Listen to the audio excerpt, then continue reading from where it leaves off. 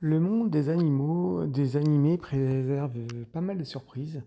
Et c'est vrai que même si on va sur des animés qui ne sont pas censés effectivement me toucher en tant que public par rapport à cela, non pas que j'aime que de la bagarre, mais c'est vrai que les animés faits pour femmes comme ce dernier ne sont pas du tout ma came de manière générale. Après, je dis ça, j'ai quand même vu quelques animés qui étaient relativement sympas, comme The Vacations of the Vampire Princess. Lodge était une vilaine, je vais tuer le boss final.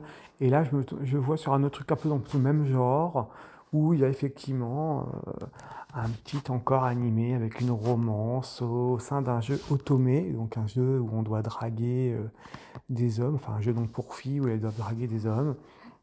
Et effectivement, on va tomber sur ce petit animé où effectivement, bah, en fait, c'est simple, et Hélène Laurine d'Autriche qui a eu des projets et son mariage qui a été rompu par son propre fiancé.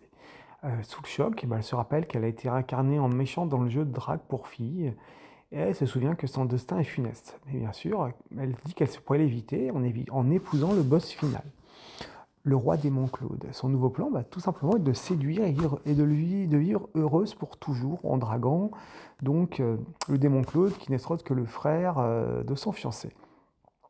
Alors, derrière cet animé qui est d'un grand classique pour les animés de ce type, on se retrouve devant un petit animé de 12 épisodes qui passe bien en fait, parce que on a bien évidemment le côté de l'héroïne qui va prendre de plus en plus de place, de plus en plus de confiance, et qui va effectivement...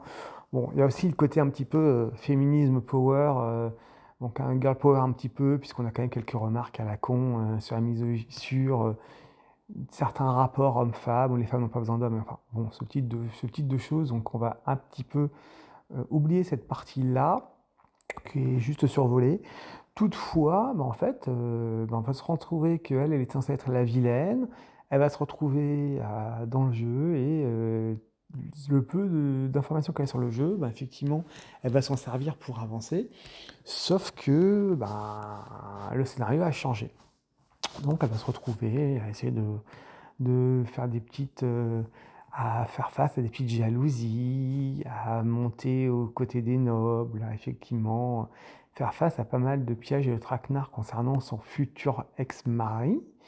Et c'est vrai que ça reste intéressant, il y a un petit peu d'humour, c'est un petit peu détachant, c'est un petit peu détaché, c'est un petit peu frais, c'est relativement humble comme animé, j'ai trouvé. Donc finalement, même sans attendre quelque chose d'extraordinaire, bon, on se retrouve dans un petit animé qui se laisse regarder vraiment sans problème et sans inquiétude, avec un petit divertissement. Alors c'est vrai que c'est plus pour les nanas, mais c'est pas forcément désagréable. Donc éventuellement, ne fermez pas forcément la porte aux animés d'un autre style que celui que vous suivez, parce que parfois, il y a des trucs qui sont pas désagréables, tout simplement.